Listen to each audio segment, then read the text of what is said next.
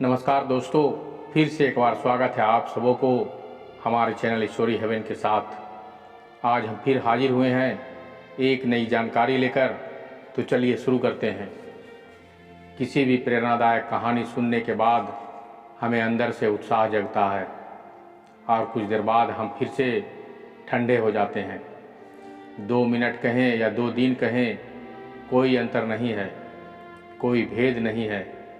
प्रेरणादायक वो होना चाहिए जो निरंतर रहे, जो जीवन पर्यंत रहे। और ऐसा प्रेरणादायक आपको किसी किसी वीडियो में नहीं मिलता है, ना ही किसी स्पीच से मिल सकता है। ऐसा प्रेरणादायक जगाने के लिए आपको खुद के अंदर से आलस्य को ख़त्म करना होगा।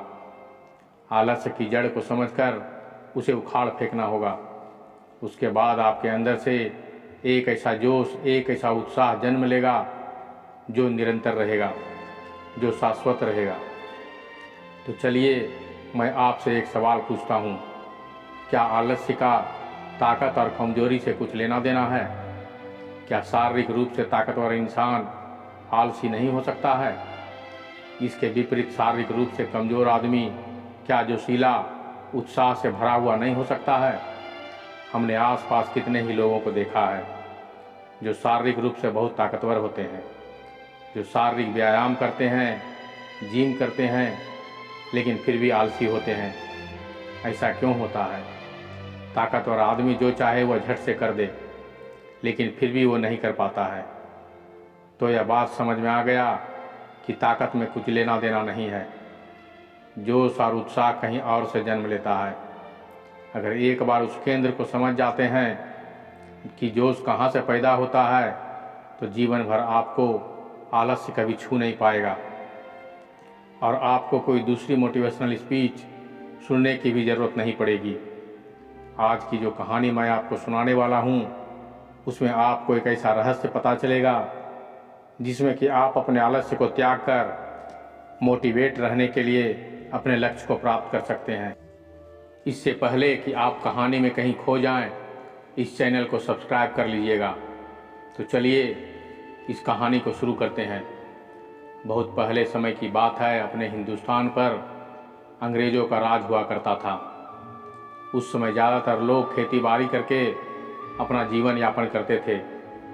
उसी समय एक गांव में राजेश पंडित अपने पिता के साथ रहा करता था। राजेश अभी शादीशुदा तो नहीं था और अपने पिता के साथ खेती बाड़ी में अक्सर हाथ बटाया करता था। उसके पिता बूढ़े हो चुके थे, लेकिन खेतों का काम करना अभी भी नहीं छोड़ा था। दूसरी तरफ राजेश शारीरिक रूप से काफ़ी मजबूत था। जिसका काम को करने के लिए 4 लोगों की ज़रूरत पड़ती थी, वहाँ पर राजेश उस काम को अकेले ही कर लेता था। उसमें अद्भुत ताकत थी। उसकी माँ घर पर गाय और भैंसे पाला करती थी, जिसका दूध पीकर राजेश बहुत ही ताकतवर हो चुका था। और इसी वजह से गांव में कोई भी राजेश की ओर उसके परिवार के साथ पंगा लेना उचित नहीं समझता था। उस समय अपने हिंदुस्तान पर अंग्रेज़ों का राज था और जो भी खेती बाड़ी में अनाज पैदा होता था, उसका हिस्सा लगान के रूप में अंग्रेज़ उसके गांव में आकर ले जाया करता था। इसलिए गांव वाले को अपने खाने पीने की चीज़ें उगाने के लिए बहुत ही मेहनत करनी पड़ती थी, क्योंकि बहुत सारा अनाज लगान के रूप में देने के बाद उनके पास खाने के लिए बहुत कम अनाज बचता था। इसलिए ज़्यादा मेहनत करके वह अपने लिए पूरे साल का अनाज पैदा करने की कोशिश करते थे। हालांकि राजेश के पिता बूढ़ा हो चुका था, लेकिन वो खेती बाड़ी में काम में बड़ा ही अनुभवी आदमी था। कौन सा फसल कब लगाना है, उसमें कितना पानी देना है, कितना मेहनत चाहिए, ये सब राजेश के पिता की भली भांति पता था और वह मेहनत करने के लिए कभी भी पीछे नहीं हटता था। जाड़े के दिनों में रात भर अपनी फसल में पानी देने का काम वो बड़े ही आसानी के साथ कर लेते थे, लेकिन अब धीरे धीरे उनकी बढ़ चली थी और देखने की क्षमता भी कम हो चुकी थी। इसलिए रात में फसल में पानी देना बड़ा ही जोखिम भरा काम होता था, क्योंकि फसल में बहुत से जंगली जानवर रहा करते थे, जिससे राजेश के पिता की जान का खतरा बढ़ जाता था। जैसा कि बहुत बार उस फसल में सांप भी देखा गया था। उससे राजेश की माँ बहुत चिंतित रहती थी और वह राजेश को अक्सर वह कहा करती थी कि बेटा तुम्हारे पिता अब बूढ़ा हो चला है और वह सारा कामकाज और फसल की जिम्मेदारी तुम्हें अपनी सर पर लेनी चाहिए। जरा सोचो कि घर में जवान बेटे होते हुए भी बूढ़ा पिता खेती में काम करता है। तुम अच्छी तरह यह बात जानते हो, अगर तुम में इतनी ताकत है, तुम इतने मजबूत हो, इतने ताकतवर हो, तुम खेतों का काम क्यों नहीं करते। लेकिन राजेश पर उनकी माँ का बातों का कोई असर नहीं होता था। वो दिन भर अपने दोस्तों के साथ गप्पे लड़ाते रहता था, तरह तरह के खेल खेला करता था, लेकिन अपने पिता की मदद करने के लिए कभी आगे कदम नहीं बढ़ाता था। एक दिन राजेश के पिता फसल में पानी दे रहे थे तो आश्चर्यचकित रूप से उसके पैर में एक सांप ने काट लिया। उनके आसपास मदद के लिए कोई नहीं था। वो जल्दी जल्दी काम निपटाकर घर जाने लगता है। रात का समय था और अस्पताल कहीं आसपास नहीं था। सबसे नज़दीकी अस्पताल वहाँ के नगर में था, जो कि 25-30 किलोमीटर दूर था। वो इसलिए आनन फानन में राजेश अपने पिता को अस्पताल ले जाना चाहा, लेकिन रास्ते में ही उनकी मृत्यु हो जाती है। राजेश अपने पिता की मृत शरीर को लेकर घर वापस लौट आया। उसके घर में सन्नाटा छा गया। घर में अब कोई नहीं बचा जो घर की जिम्मेदारी को अपने कंधे पर उठा सके। घर में सिर्फ राजेश और उसकी माँ बची थी। अब पूरी जिम्मेदारी राजेश के कंधों पर थी। राजेश ने कभी सपने में भी नहीं सोचा था कि उसका जीवन किस तरह चलेगा, और जब तक राजेश बेफिक्र रहता था, अचानक से सारी जिम्मेदारी उसी के कंधों पर आ गई। अब उसी को फसल उगानी पड़ती थी। फसल की देखभाल तथा फसलों में पानी देना उसी का काम हो गया था। लेकिन राजेश की मन को एक ऐसी आदत लग चुकी थी कि उसका किसी काम में मन नहीं लगता था। बस पूरी दिन गप्पे लड़ाना, ताश खेलना, यही काम था। लेकिन वो दिन भी आ गया जब अंग्रेज उस गांव से लगान वसूल करने के लिए आ पहुंची। राजेश अपने खेतों का देखभाल नहीं करता था, इसलिए उसके खेतों में अनाज दूसरी खेतों के मुकाबले उसकी खेत में आधा अनाज हुआ, और आधे में से ज़्यादातर हिस्सा अंग्रेज लगान के रूप में वसूल कर अपने साथ ले गए। अब राजेश के घर खाने के लाले पड़ गए। दाने दाने को उसकी माँ पड़ोसियों के मोहताज हो चुकी थी। उसकी माँ को यूँ मांगना अच्छा तो नहीं लगता था, लेकिन वो कर भी क्या सकती थी, क्योंकि राजेश बहुत ही आलसी प्रवृत्ति का लड़का हो चुका था। उसकी खेत बंजर पड़ी थी, कोई अनाज उगाने वाला नहीं था। यह देखकर राजेश की माँ को बहुत आघात पहुँचता था। उसके सीने में एक दर्द सा उठता था। जो परिवार कुछ समय पहले इतना धन संपन्न हुआ करता था, उसकी पति के मरते ही वह दाने दाने के लिए पड़ोसियों का मोहताज हो गया।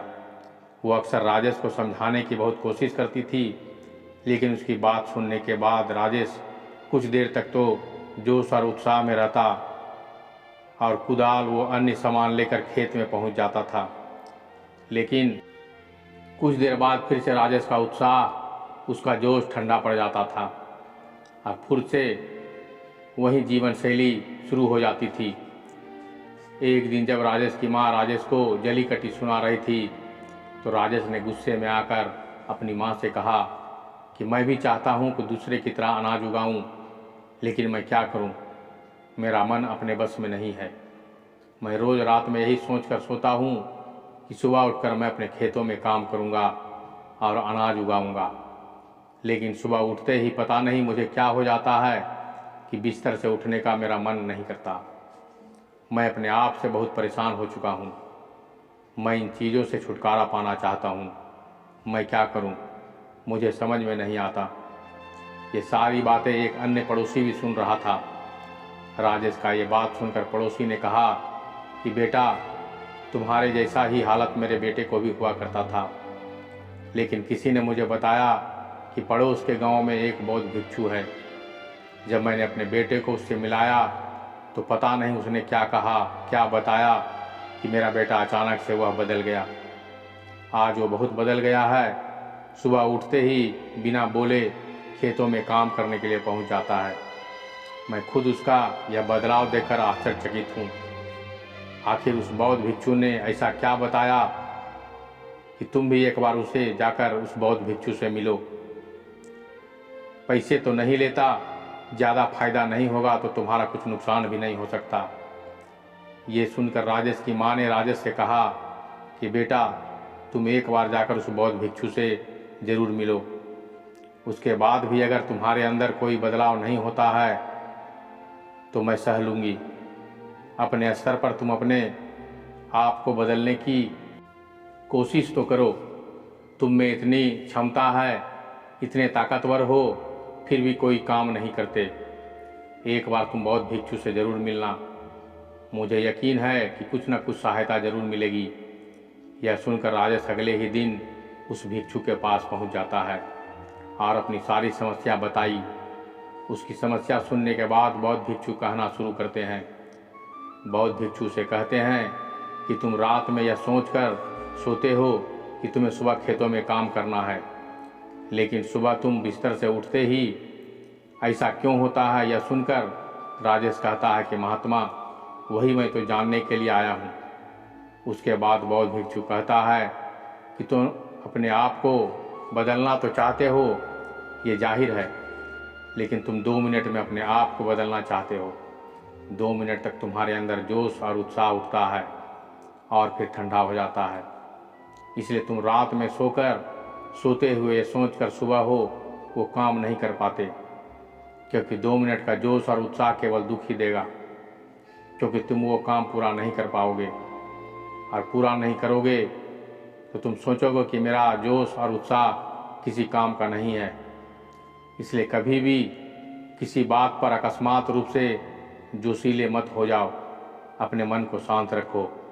शांत रहने के साथ एक निरंतर जोश और उत्साह पैदा करने की कोशिश करो।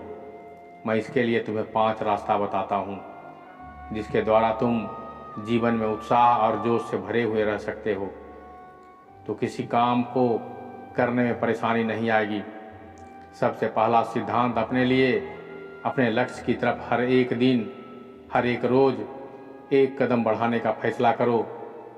तुम्हें पूरा काम एक दिन में ख़त्म नहीं करना है। यही सोचकर तो हम अपना काम पूरा नहीं कर पाते। तुम खुद सोचो कि एक दिन में ही अपने खेतों में फसल उगा सकते हो, कभी नहीं उगा सकते। फसल उगाने के लिए उस काम को धीरे धीरे करना होगा। इसलिए तुम रोज़ अपनी फसल उगाने की तरफ एक कदम बढ़ाना शुरू करो। जैसे ही फसल उगाने की बारी आई तो सबसे एक दिन तो जाकर अपने खेतों को तैयार करो।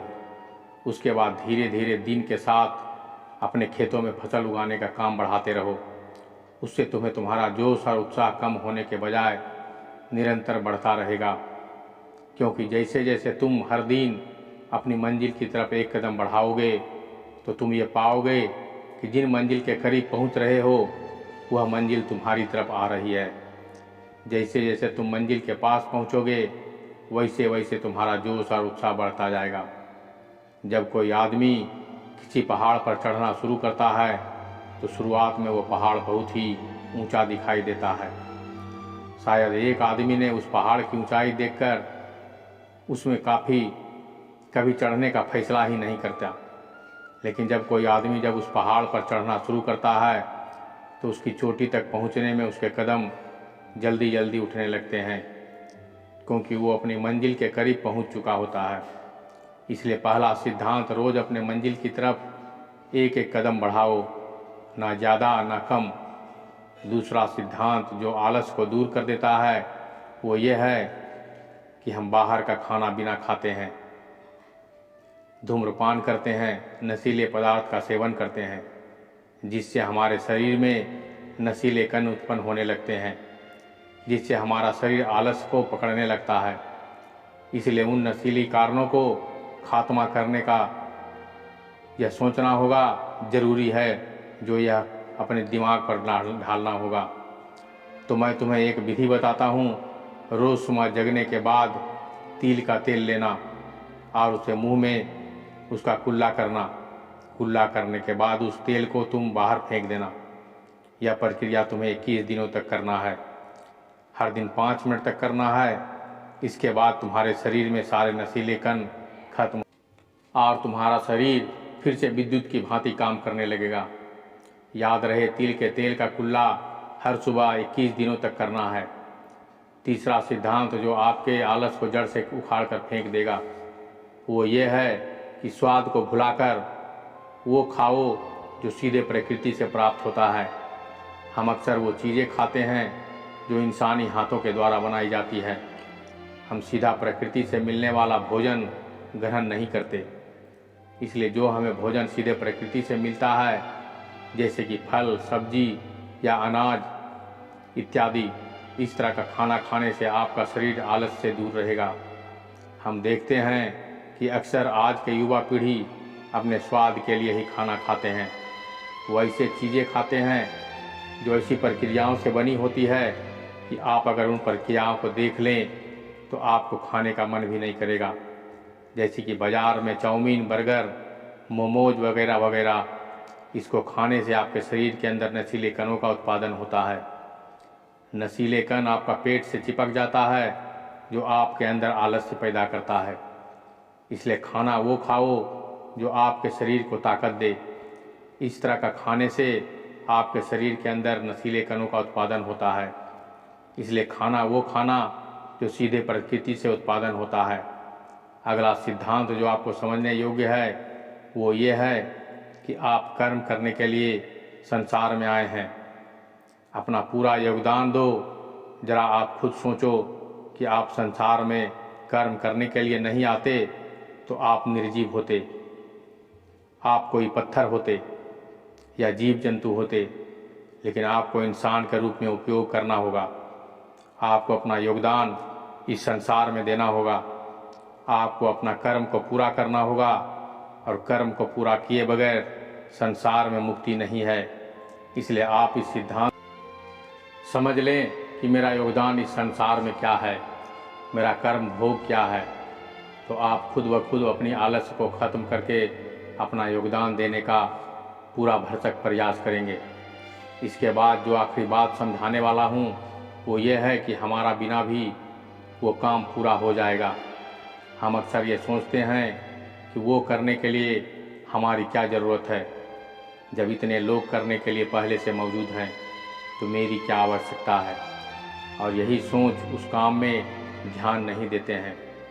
लेकिन उस काम को हम अपनी जिम्मेदारी के साथ ये समझ के करें कि मैं ही पूरा कर सकता हूँ और या मेरे बिना पूरा नहीं हो पाएगा, तो आपको अपनी जिम्मेवारियों का एहसास होगा और अपनी आलस्य को दूर करने में सक्षम हो जाएंगे। तो दोस्तों, ये छोटा सा वीडियो आपको कैसा लगा हमें कमेंट करके ज़रूर बताइएगा। अगर ये वीडियो अच्छा लगा हो तो लाइक ज़रूर कीजिएगा, साथ ही साथ अपने दोस्तों को शेयर भी कीजिएगा। तो ठीक है, मिलते हैं अगले वीडियो में कल संध्या ठीक 4:30 बजे। तब तक के लिए धन्यवाद, नमस्कार, जय हिंद।